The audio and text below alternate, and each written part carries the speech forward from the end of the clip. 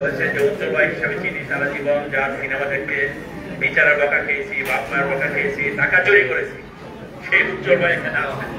আমাদের যে উজ্জ্বল ভাই, আমাদের উজ্জ্বল ভাই আছেন, আমাদের আরেক সহযোদ্ধা, দীর্ঘদিন আমরা একসঙ্গে রাজনীতি করি, ক্রিকেট খেলার সাংগঠনিক সম্পাদক ছিলেন। এখন তার যোগ্যতা বলে যিনি তার ঢাকা মহানগরীতে অবস্থান করে নিয়েছেন, ঢাকা মহানগর বিএনপির আহ্বায়ক, এই এলাকার একটি সন্তান জনাব আখতার হোসেন উপস্থিত আছেন।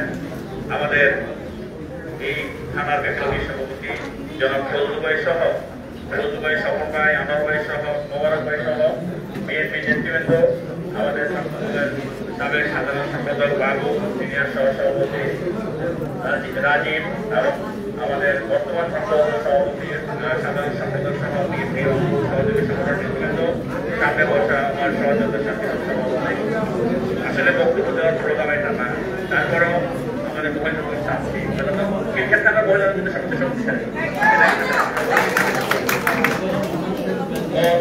এটা বক্তব্য দেওয়ার প্রোগ্রাম না। তারপরে আমাদের আদর্শিক বিষয় রাষ্ট্রপতি জিয়া যেহেতু 34তম সাংবাদিক, আমরা ওনার জন্য দোয়া করতে বসে আসছি, আমরা ওনার জন্য দোয়া করবো। পাশাপাশি ওনার যে কর্মময় জীবন, সেই জীবন সম্বন্ধে আমাদের অনেকে বলেছে উনি কি না করেছে এই দেশের জন্য। এই দেশ স্বাধীন করেছে, দেশকে অর্থনৈতিক স্বাবলম্বী করেছে, দেশকে বাকশাল থেকে উত্তরণ ঘটিয়ে একটি বহুদলীয় গণতন্ত্রের রূপদান করেছে। এই যে এই সমস্ত কর্মগুলো একটি তলাবিহীন জরিকে খাদ্যের স্বয়ংসম্পন্ন করেছে, তারপরে নিজে মুক্তিযুদ্ধ করেছে। এমন কোন কাজ নাই বাংলাদেশের জন্য তার অল্প সময়ে। আপনি যদি ধরেন 71 থেকে 81, মাত্র 10 বছর, সেই 10 বছরে নিয়ে দেশের জন্য অনেক কিছু করেছেন।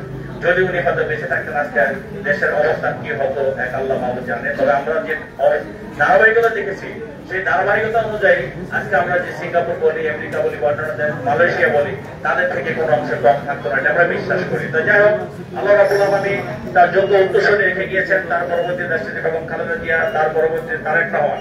এই যে ফেসিবাদ, দীর্ঘদিন ফেসিবাদ বাংলাদেশের মানুষের ঘাড়ে চেপে বসেছিল 17টা বছর। আমরা কি কষ্ট করেছি, আমাদের এখানে সামনে যারা আছেন, পিছনে যারা আছেন, স্টেজে যারা আছেন, সবার বিরুদ্ধে মামলা হয়েছে, আমরা খুন হয়েছে, আমাদের সহযোদ্ধারা খুন হয়েছে, গুম হয়েছে। এবং জুলাই আগস্টে যে আন্দোলন হয়েছে, সেখানেও বিএনপি থেকে শুধু 422 জন নেতাকর্মী নিহত হয়েছে।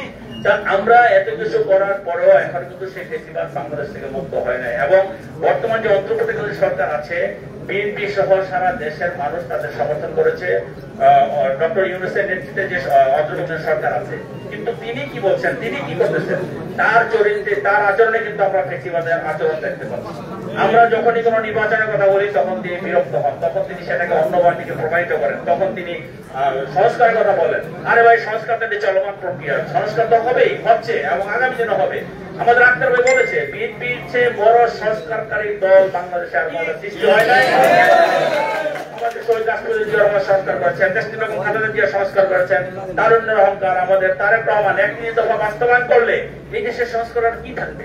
কিন্তু সংস্কার করতে অনেক টাইম লাগে। তারপরে আমরা বলছি, আমরা এদেশের জনগণ, বিএনপি সহ এদেশের আপামর জনসাধারণ নির্বাচন চায়।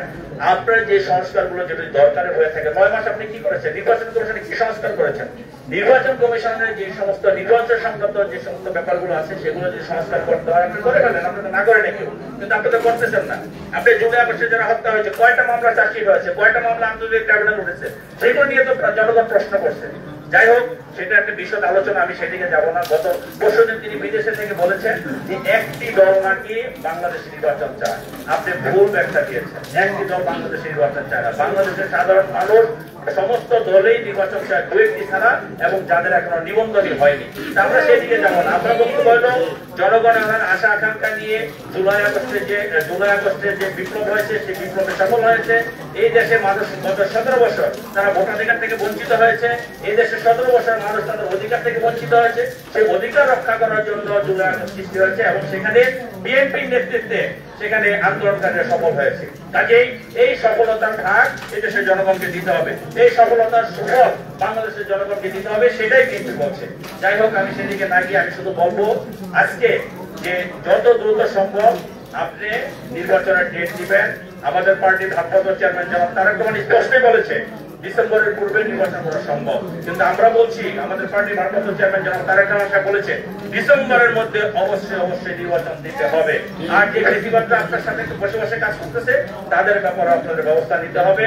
আমি সর্বশেষ এই খিলখিয়া থানা নেতা কর্মীরা গত আন্দোলন সংগ্রামে অনেক ভূমিকা রেখেছেন, সেটা শহীদ রাষ্ট্রপতি জিয়া রহমান আদর্শ বাস্তবায়ন করার জন্য, দেশটির এবং খালেদা জিয়ার নেতৃত্ব, তারেক রহমানের নেতৃত্বে গতিশীল করার জন্য এবং আগামী দিনে একটি সুন্দর রাষ্ট্র গঠনের জন্য খিলখিয়া থানার নেতৃবৃন্দ জীবন দিয়েছেন, মামলা খেয়েছেন, গুম হয়েছেন, খুন হয়েছেন। আমরা বিশ্বাস করি অল্প সময়ের মধ্যে তার প্রতিফলন আমরা